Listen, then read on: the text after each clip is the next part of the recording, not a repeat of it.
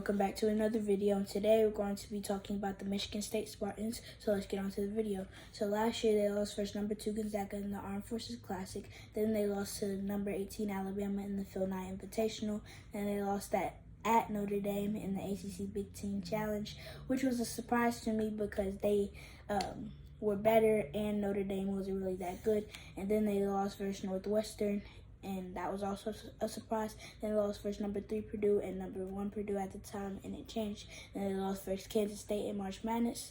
And then for their key wins, like game-wise, they beat number 4 Kentucky in the Champions Classic, and they won versus Villanova in the Gavitt tip-off games. They won at number 18 Wisconsin and 17 Indiana and 23 Rutgers. And then in March Madness, they obviously beat USC and Marquette, which were also great teams. And then for their key losses player-wise, they lost Joey Hauser. He went to the NBA G League, and he went undrafted, and he averaged 14.4 points and 7 rebounds. And then Pierre Brooks, he was like one of their only key losses, and he went to Butler, and now he's averaging 13.3 points and 4 rebounds a game.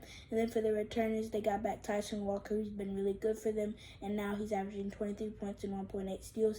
And then Jaden Akins, he's averaging 9.8 points and 6.6 rebounds. And then AJ Hogard, he's been here for a while, it seems like, and he's averaging 8 points, 4.6 assists, and 3.8 rebounds. And then Mady Sissoko, he does his role really well, and he's averaging 6 rebounds and 5.2 points. So he's averaging more rebounds than points, and that just shows the effort that he's been putting in.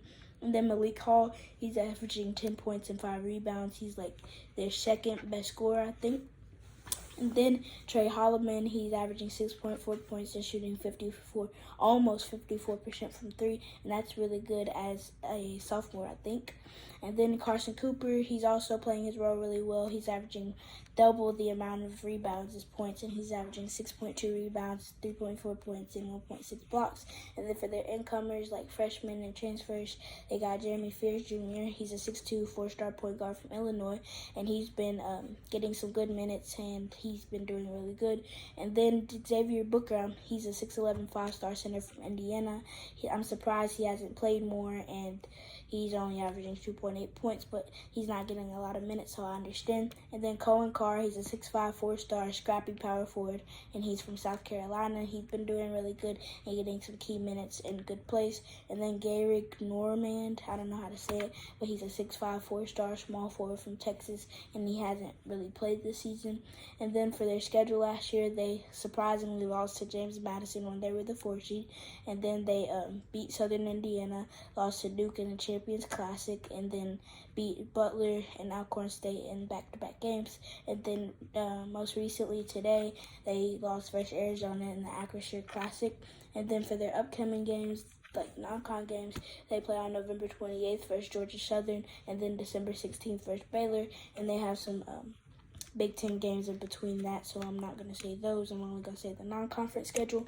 And then on December 18th, they play Oakland. And December 21st, they play Stony Brook. And to end out their non-con schedule, they play on December 30th versus Indiana State. And then for their stats last year, they were 143 in points with 72.3, 173 in opponent points with 69 a game, and then 126 in rebounding with 35.7, and 69 in assists with 14.6. I'm surprised that they weren't better in the statistical categories, but it is how it is. They were 21-13 last year, and this year I think they can go 23-8 or maybe even better than that. And their schedule isn't really that bad because the Big Ten isn't really like that good of a conference, but next year they will be, and they'll have some tough games next year. So yeah, this is how it is. This is my take on Michigan State, and the next episode is North Carolina.